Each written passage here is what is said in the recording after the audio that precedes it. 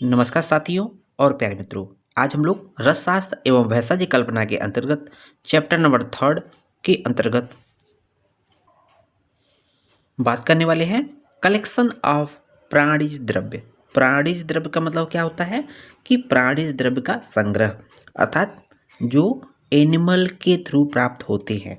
इससे पहले हम लोगों ने जो प्लांट के थ्रू जो भी द्रव्य प्राप्त होते थे उसके बारे में बात किया था। अब जो एनिमल या प्राणियों के द्वारा प्राप्त होते हैं उसके संबंधित बात करेंगे। तो हम लोग सिंपली देखते हैं जो भी द्रव्य या औषध होता है उसके दो रूट होते हैं, ओरिजिन होते हैं। पहला है प्लांट ओरिजिन, जो कि मूल, त्वक, पत्र, पुष्प, फल इत्यादि द्रव्यों को ग्रहण करते हैं।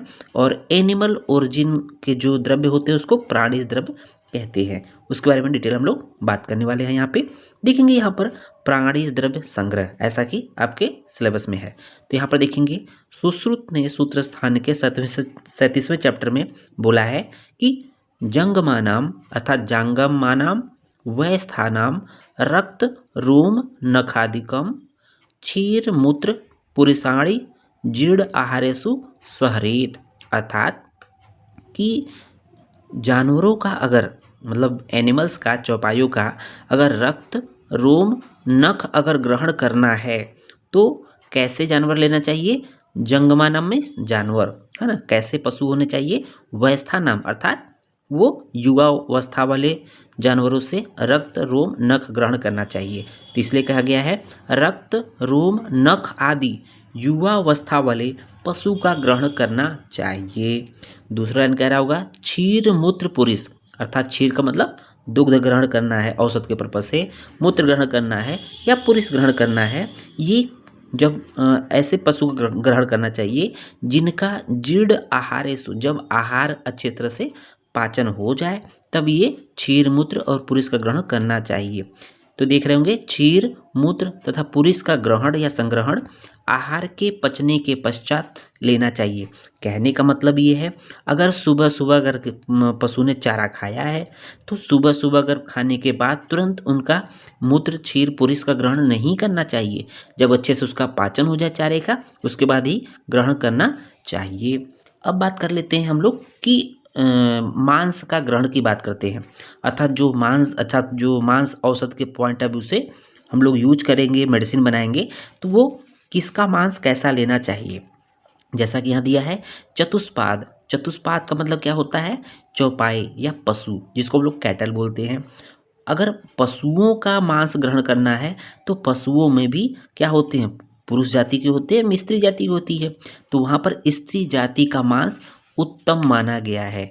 पशुओं में अगर मांस ग्रहण करना है, पशुओं का मांस अगर लेना है, कैटल्स का, एनिमल का, तो उसमें स्त्री जाति का मांस उत्तम बताया गया है। वेरी वेरी इंपॉर्टेंट है, एमसीक्यू के पॉइंट ऑफ व्यू से है बच्चों।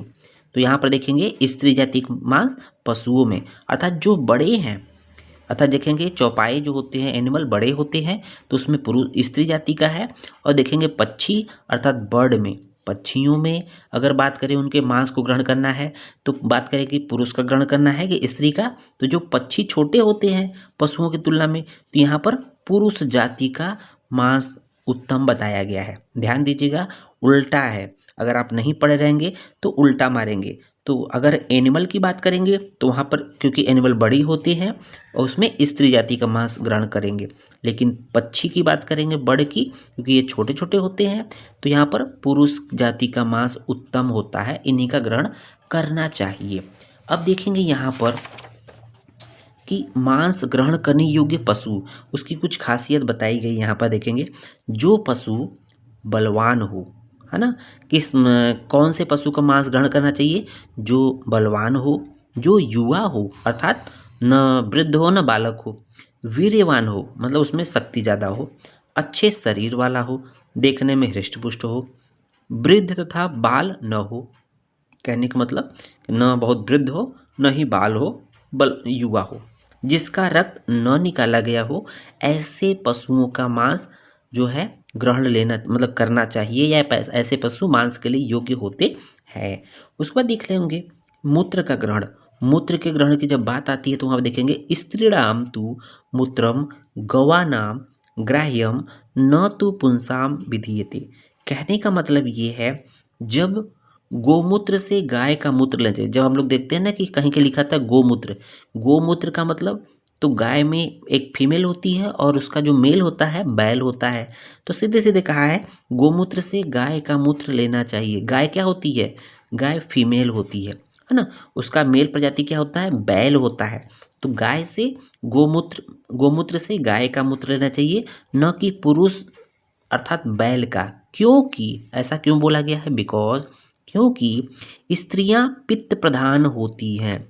जो गाय होती है, जो स्त्री होती है, स्त्री गाय जो है सिंपली वो पित्त प्रधान होती है, और पुरुष जो होते हैं अर्थात बैल जो होते हैं वो सौम्य होते हैं। सौम्य मतलब कफ की प्रधानता होती है ना। तो अतः तीक्ष्ण होने से गाय का ही मूत्र लेना चाहिए।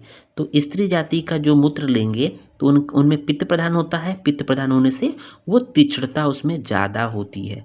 इसलिए यूरिन जो होना चाहिए वो स्त्री जाति का लेना चाहिए, वो भी गाय के पॉइंट ऑफ व्यू से कहा गया है। उम्मीद है वीडियो पसंद आया होगा। धन्यवाद।